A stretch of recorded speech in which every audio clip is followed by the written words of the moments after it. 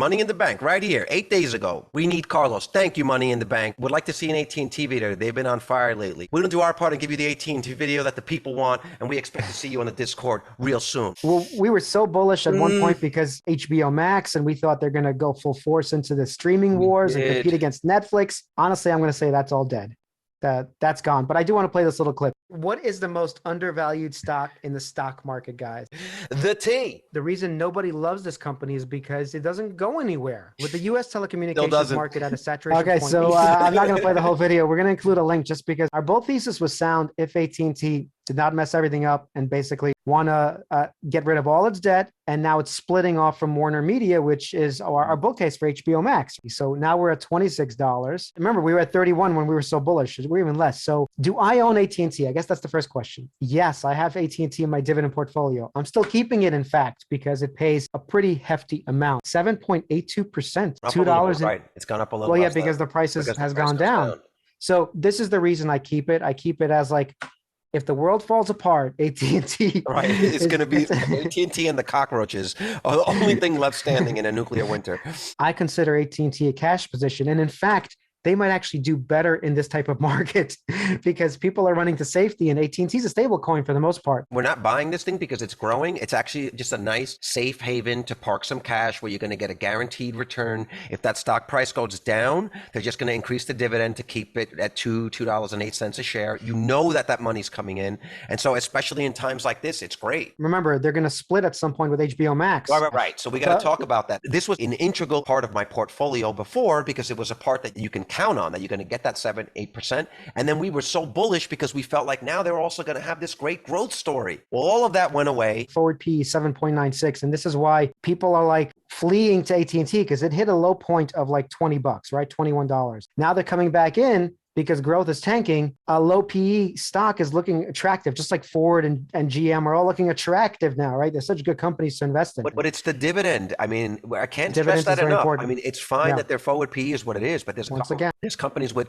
a forward PE that are similar. If they're not paying that dividend, that's essentially it. We're all scared of where we're going to put our money and what's going to happen if they raise rates or is runaway inflation.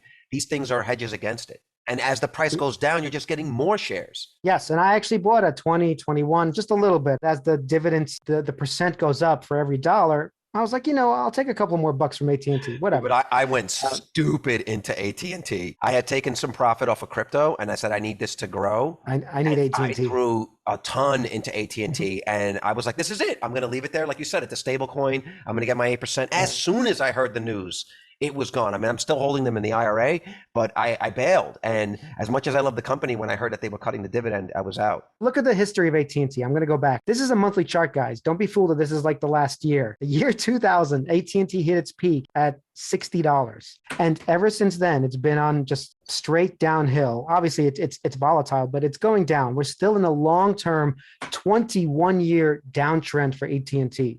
There's a lot of support here at the $20, $21 range where it even touched it, and now it's starting to recover right here. We have 20 years of history of AT&T basically staying in one channel. For me, buying this as a dividend stock, making 7-8%, I don't really care. The price, that's what I'm saying. The price almost doesn't matter. This is as long as it stays here. Yeah. As long as it stays here. And if you watched our little DCA video that we did, this is a perfect candidate for a DCA technique where you just continue to buy it. Whether it's weekly, monthly, you have you're roughly going to buy it around the same price and pick up the same amount of shares. Plus, you'll be getting the dividend, and you're actually making that $2 or whatever it is per year. If you compare it to the S&P, well, there's just no comparison. The point is that in terms of growth, but you're talking about growth. Yeah. You're talking about AT&T did not grow in the period of human history of the most growth technologically. It didn't grow. But if you were throwing a lot of money, or even if you were DCAing over all of those years, you're sitting on a lot of money, a lot of compounded 8%. You don't buy AT&T because you're trying to beat the S&P. It's ludicrous. You're not going to do it.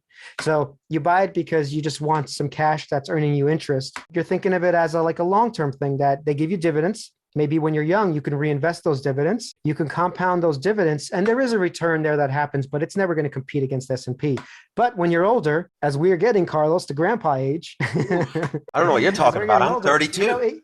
It's just nice to get a couple of $100 every quarter from companies. Obviously, the more companies you get, it becomes thousands of bucks. But as soon as some good position comes up, like an Enphase, like we keep talking about, at some point I have to say, Bye-bye, AT&T. Hello, Enphase. Well, it's really tempting to put all of your money in these high growth stocks or companies that you have a lot of conviction in, but you can lose a lot of value very quickly. And so having some percentage of your portfolio, people will argue what that is, maybe 20%, whatever you're comfortable with, having a certain amount of it in just something that's solid and stable, like AT&T or Verizon, these really good dividend stocks or these big index funds. That's a lot of what these index funds are in the growth space, is meant to smooth out some of that volatility. But the point is, especially in markets like now, it's nice to have some of these stable companies in your portfolio that are continuing to pay you while you're bleeding basically everywhere else. I do want to show something because I'm slightly charting AT&T stock a little differently. I see what you're saying, this overall sort of descending trend, but right now I'm seeing it actually in a channel where it's going to just be basically doing this as it trends down. So we'll see. Can it hold to this level? I don't know. How long is it taking here? It's taking roughly from the valleys to the peaks. It's roughly, that's a year. So if I'm right, then roughly a year, we might be looking at $36. The price almost doesn't matter. It's trading in roughly $26, $31, $32. People holding thousands of shares. Now, in the video, you see that there are billions of AT&T shares out there.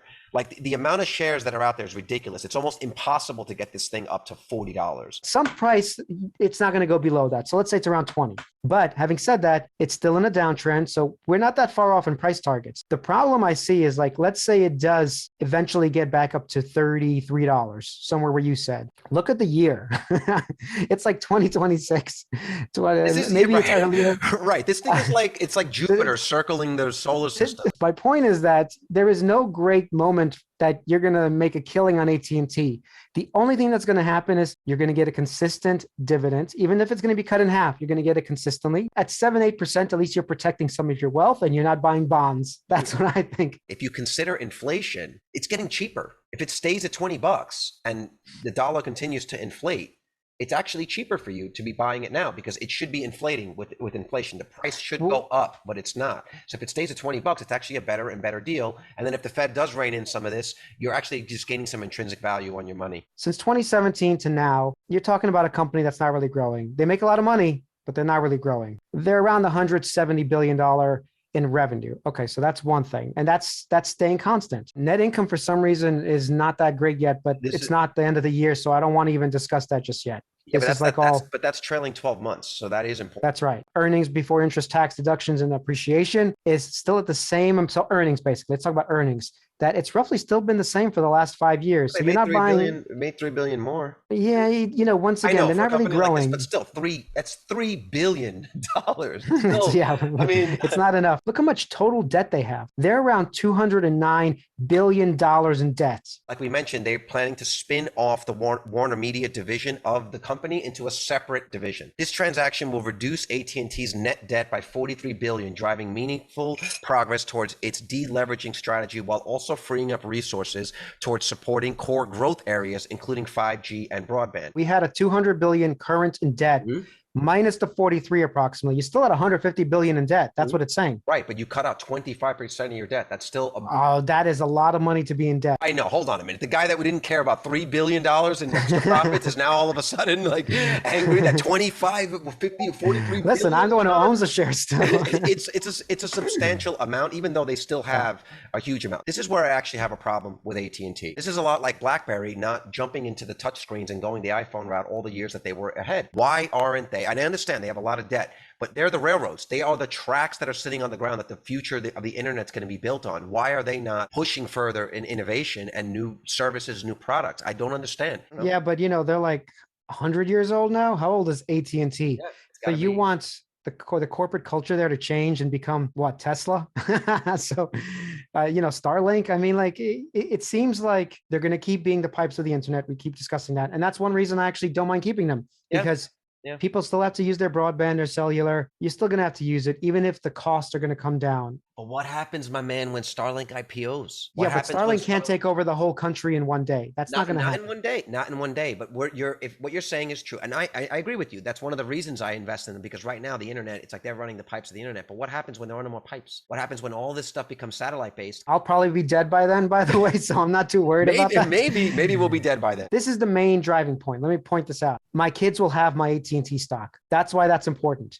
I don't have to sell it. They'll be paying the dividend for the next 50 years of released more, whatever. So while Starlink tries to eat their lunch, but I'm not going to have to worry about that. That's not going to be my generation's problem. Earnings are next week, and AT&T ticker T and T-Mobile US have already published their subscriber statistics for the fourth quarter, with net additions generally meeting or slightly exceeding consensus forecasts. For both, the 2022 outlook will be more important when they report in the coming weeks. AT&T reports earnings on January 26th. Any updates on the in-progress separation of Warner Media and its subsequent merger with Discovery will get plenty of attention. The deal is currently scheduled to close around the middle of this year, but with a thumbs up recently secured from antitrust regulators in Europe and a positive ruling from the U.S. Internal Revenue Service, that timeline could be accelerated. Well, yeah, so this is also another bull thing we haven't really talked about, but I'm keeping also the shares for another main reason, is that I do want the shares of Warner Media and Discovery, even they're going to be saddled with debt too. By the way, AT&T is moving their debt to that company. But having said that, let's say that company right now is being valued at 50 billion. I forgot what the exact, but somewhere around there. If they get anywhere near like a Netflix, I'm not saying they're going to beat Netflix. No one's saying that, but let's say they double. All of a sudden, your $50 billion company is 100 billion. Mm-hmm. That means AT&T is still paying you the dividend. And I have these shares from Warner Media, and that doubles. So there might be a little growth component still in this play that no one's really appreciating as much. Right. HBO Max and HBO hit 73 million subscribers, topping the company's forecast. The streaming service HBO Max and the cable channel HBO ended 2021 with a combined 73.8 million global subscribers, beating year-end projections of 73 million, the platform's parent company AT&T said on Wednesday. The streaming service also expanded into 46 countries in the past year.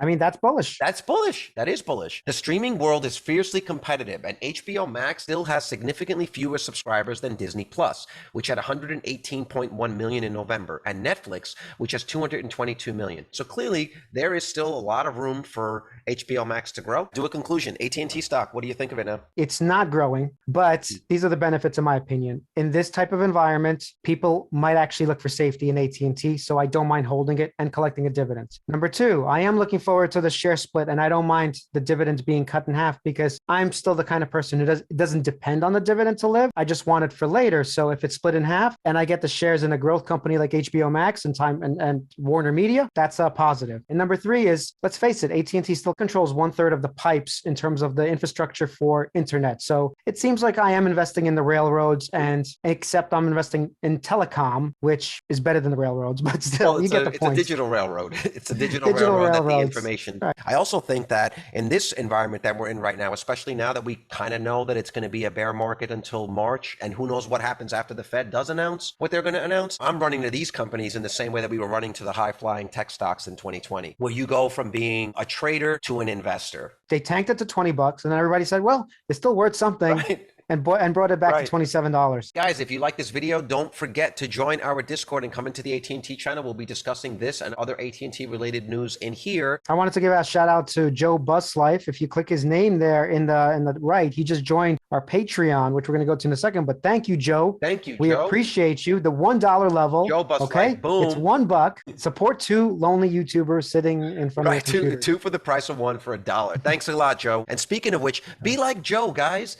Join our Freelancer Finance Patreon. Supporter, the fan, the super fan. Perks for the Discord and all our trades and spreadsheets and everything. You got to check it out. We'll see you there.